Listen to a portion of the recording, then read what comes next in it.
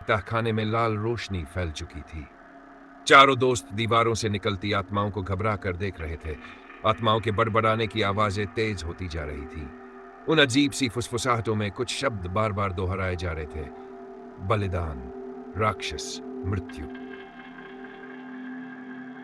आर्यन ने अपनी टॉर्च जलाए रखी और इशारे से बाकी दोस्तों को एक कोने में इकट्ठा होने के लिए कहा। हमें शांत रहना होगा। घबराएंगे तो हम कुछ भी सोच नहीं पाएंगे, उसने फुसफुसाते हुए कहा। सिया की आंखों से आंसू बह रहे थे। उसने डर से कांपते हुए कहा, यह सब हमारी गलती है। मैंने कहा था ना, हमें यह दरवाजा नहीं खोलना चाहिए था। नेहा ने उसकी पीठ थपथपाई। सिया, अभी पछताने का समय नहीं है। हमें यहां से बाहर निकलने का रास्ता ढूंढना होगा। कबीर, जो अब तक सबसे ज्यादा डरा हुआ था, दीवारों पर उभरे हुए शिलालेखों को घूर रहा था। उसने हकलाते हुए कहा, शायद इन शिलालेखों में ही कुछ सुराग हो। ये अजीब से प्रतीक, लगता है ये कोई अनुष्ठान से जुड़ा हुआ है। नेहा ने शिलालेखों की तस्वीरें खींचनी शुरू की। उसने गौर किया कि कुछ शब्द बार बार दोहराए जा रहे थे। ये शब्द रक्त, शाप और मुक्ति, शायद इनका कोई मतलब है।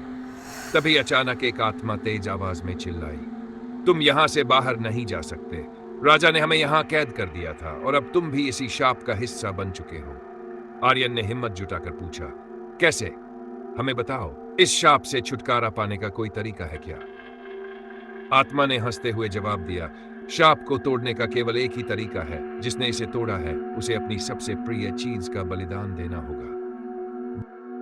आर्यन और उसके दोस्तों के बीच सन्नाटा छा गया। नेहा ने गुस्से में कहा, यह क्या बकवास है? हम बलिदान क्यों दें? हमने कुछ गलत नहीं किया। लेकिन आत्मा ने कड़वी सच्चाई बताई, तुमने उस दरवाजे को खोलकर राजा के राक्षस को जगाया है। अब या तो बलिदान दो या फिर वह तुम्हारी आत्माएं खा जाए। कारों ने मिलकर तहखाने का कोना कोना खोजना शुरू किया। उन्हें एक पुराना लकड़ी का बॉक्स मिला। उसमें एक प्राचीन पांडुलिपि थी। नेहा ने पांडुलिपि को जल्दी से पढ़ना शुरू किया। उसमें लिखा था कि राजा ने अमर होने के लिए शापित अनुष्ठान किया था, लेकिन उसे रोकने का तरीका भी लिखा था। राक्षस को रोकने के लिए 4 बलिदानों की जरूरत होगी, लेकिन यह बलिदान भौतिक नहीं, आत्मिक होना चाहिए। जैसे ही उन्होंने पांडुलिपि पढ़ी, आत्माएं चारों ओर से इकट्ठा होने लगी। राक्षस की छाया एक बार फिर दिखने लगी। उसकी गूंजती हुई आवाज आई, तुम मुझे रोकने का प्रयास कर रहे हो, मैं शाश्वत हूं, कोई भी मुझे नहीं हरा सकता। आर्यन ने साहस दिखाते हुए कहा, हम हार मानने वाले नहीं हैं। अगर यह हमारा अंत है तो हम इसके लिए तैयार हैं। चारों दोस्तों ने तय किया कि वे अपने भीतर के डर, लालच और घृणा को त्याग कर इस अनुष्ठान को पूरा करेंगे। उन्होंने दीवार पर बने प्रतीकों के सामने बैठकर अनुष्ठान शुरू किया।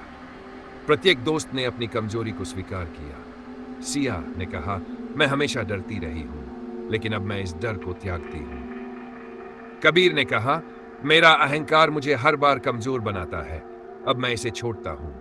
नेहा ने कहा, मेरा लालच मुझे दूसरों से जोड़ने नहीं देता, मैं इसे छोड़ने के लिए तैयार हूं। मैंने हमेशा दूसरों को कम आंका, अब मैं इस आदत को खत्म करता हूं।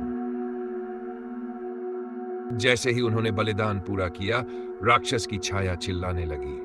तहखाने में एक तेज प्रकाश फैला और आत्माएं धीरे धीरे गायब होने लगी। राक्षस ने कहा, तुमने मेरा अंत कर दिया, लेकिन याद रखना, हर शाप एक दिन फिर लौटता है। तहखाने का दरवाजा अचानक खुल गया।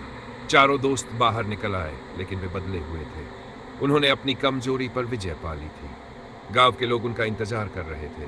पंडित वासुदेव ने कहा, तुमने शाप को तोड़ा है, अब कालपुर मुक्त हो गया है। चारों दोस्त जब गांव छोड़कर वापस लौट रहे थे, तो जंगल से एक अजीब सी फुसफुसाहट सुनाई दी। शाप खत्म नहीं हुआ, यह सिर्फ सो गया है।